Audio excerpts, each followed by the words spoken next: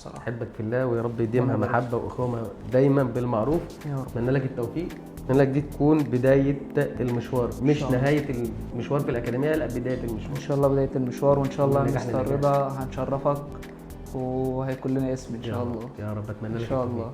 معنا النهارده مستر شريف محمد، عرفنا بعض من داخل اكاديميه ميمو.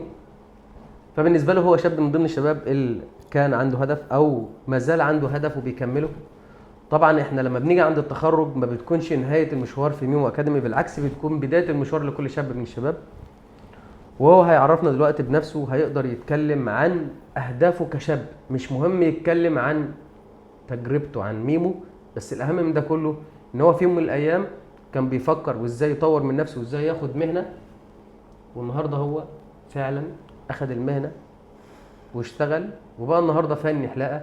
فبالنسبه له النهارده يقدر يفتح مكان او يقدر يشتغل او يقدر يكون ناجح في الحته اللي هو بيحبها.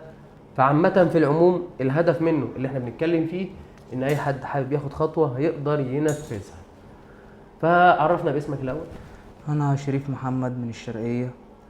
كان دايما ملازمني تفكير اللي هو مفيش صنعة في ايدي، ودايما بقول لك انت مفيش صنعة في ايدك فهتتبهدل في الدنيا وهتتمرمط. بالرغم ان انا اشتغلت كذا شغل كان كويس برضو ودخله كويس مش وحش، بس برضو الواحد من غير صنعة مش ضامن الايام هتوديه فين. صح لان جدا. الايام بتيجي في اوقات كده، يعني حتى لو انت شغال اي شغل ما بيكونش دايم، غير ان انت لو كبرت طول ما انت شغال عند الناس انت راس مالك صحتك. طب انت لو تعبت انت خلاص هتقعد في البيت، مين هيصرف عليك، مين هياكلك، مين هيشربك؟ فهي دي القصه. فدايما كنت بفكر طب انا ايه اللي في ايدي؟ انا بشتغل شغلانه واثنين وثلاثه وعارف كذا حاجه، بس مفيش صنعه في ايدي. هميل على ايه لما اكبر؟ او هلاقي ايه اعمل في المستقبل؟ ما مش هفضل طول عمري شغال عند الناس برضو او شغال تحت ضغط حاجه كل واحده. يوم كل يوم في شغلانه شكل، يعني انت بالنسبه لك ما عندكش حرفه او صنعه بالظبط، ثابته. ومفيش حاجه اطور فيها، مفيش حاجه فيها مستقبل. فدايما يعني اغلب الناس عندها فكر اللي هو ايه، لو ما خدتش الصنعه وانت عيل صغير واتمرمطت في اي حاجه، في اي صنعه سواء ميكانيكي كهربائي اي حاجه، الناس عندها اعتقاد ان انت لازم تاخدها صبي صغير تتبهدل، غير كده انت ما ينفعش تدخلها كبير، ما ينفعش. ده اللي بنسمعه. فده المفهوم اللي عند الناس. صح، ده اللي لكن بنسمعه. الكلام ده مستحيل يعني. ربما خفت، بس ربنا سبحانه وتعالى خلقنا بعقل، فانت زيك زي الطفل الصغير، بل هو طفل لسه ما يجيش في عقلك حاجة. فأي حاجة هتاخدها في كبر في غيره هتتعلمها، مفيش حاجة مستحيل. فخدت بقى خدت خطوة الحلاقة دي، حبيتها بصراحة من زمان نفسي فيها. ك يعني مش كحلاق زي ما الناس فاكرة، بس هي اللي يفهم الحاجة دي وبالذات لما يجي في الأكاديمية ويخش في المجال هيشوف إن المجال ده مش زي ما الناس شايفاه بس من بره، لأ ده مجال كبير، مجال فيه مستقبل جامد، في ابداع، مجال ما فيهوش نهاية، ملهوش نهاية، ملهوش في طبعا. تطوير. انا كل يوم بطور من نفسي، ملهوش بتحس ان كبير. انت بتنافس نفسك طول بالظبط. الوقت وبتنافس المجال بتاعك، والمجال بتاعك فيه منافسه شديده، فبتحس ان في تحديات طول الوقت. بالظبط. خلاف ان انا شغال شغلانه بالنسبه لي هي عاديه، انا عارف انا وثابتة، بعمل ما ايه، فيهاش روتين تطور. يومي ما بيتغيرش. بالظبط. انما لا بالعكس. فهنا انت بقى حبيت ان أنا ادخل المجال ده بحيث ان انا مهما يعني كل ما اشتغل على نفسي كل ما انا هكبر، كل ما انا هبان، كل ما انا هعمل مستقبل كويس. يعني هلاقي تعبي بمعنى صح، كل ما هتعب هلاقي التعب اللي انا هتعبه. غير في برضه صناعات تانية، في شغل تاني ثابت انت بتقفل الليفل فبتقف. انما احنا النهارده في مجال الحلاقه والمجال ده مفيش نهايه، كل يوم في جديد، انت نفسك قادر تصنع حاجه جديده. طب بعيد بقى. انت كشريف بقى النهارده بعد التجربه دي، رساله عامه او نصيحه عامه تقدر تقول بيها ايه او تقولها ايه لاي شاب؟ انا بنصح اي شاب او اي حد سنه كمان فوق ال40 سنة. احنا معانا ناس 50 سنة، وانا كنت شايف يعني ان الناس دي صعبة تتعلم بمفهوم البعض او بمفهوم الاكترية ان سنه كبير برضه، ما هو هيبقى صعب عليه. بس لا، ما طلعش الموضوع صعب، الموضوع سهل على اي حد، واي حد بيخش في اي حاجة بيتعلمها. هي بس محتاجة ان الواحد يحط دماغه فيها، محتاجة ان الواحد يسعى في الحاجة، وان هو يشتغل على نفسه، وان هو يطور من نفسه، وان هو يركز في الحاجة اللي هو بياخدها. ومفيش حاجة صعبة. احنا معانا ناس 50 سنة ومعانا ناس 45 سنة وناس شغالة في وظائف ثابتة وجاية اخدت الخطوة دي، والنهاردة ما شاء الله شغالين. واوقات بيجوا من شغلهم على الاكاديميه. اوقات يعني مجهود بدني فظيع. وتعلموا.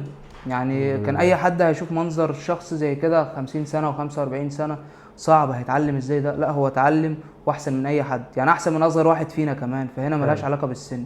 فعلا. فبنصح اي حد ياخد الخطوه، ما يخافش، عندك 30 عندك 20 عندك ايا كان سنك ايه هتاخد الصنعه.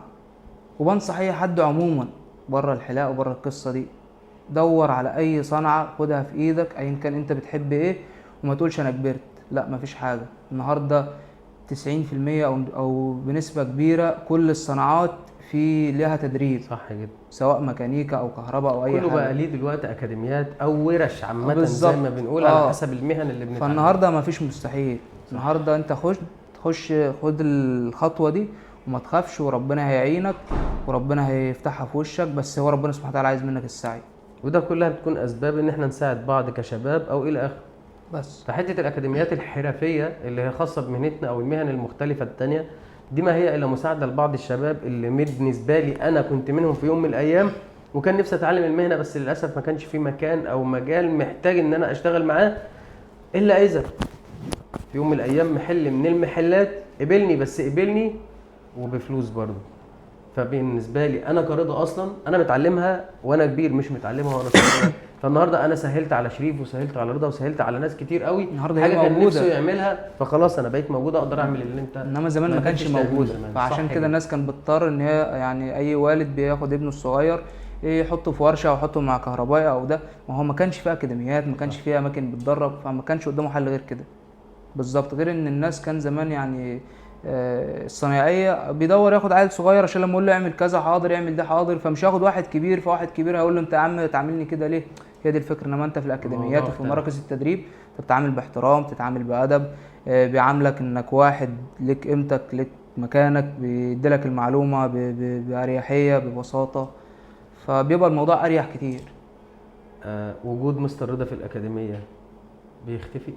لا طبعا مستر رضا ما بيختفيش، غير ان الناس بما يرضي الله. لا بما يرضي الله والله. وبجد انا كان نفسي اتكلم في القصه دي، ان كلنا كنا فاكرين ان احنا هنيجي نلاقي مستر رضا بس معانا في وقت التخرج ده وخلاص على كده ومدير ومش هنشوفه تاني ومش هنعرف حتى نتكلم معاه. بس بصراحه احنا جينا مستر لا بجد والله، يعني المنظر العام بيبان ممكن كده من السوشيال ميديا، فاهم؟ ممكن.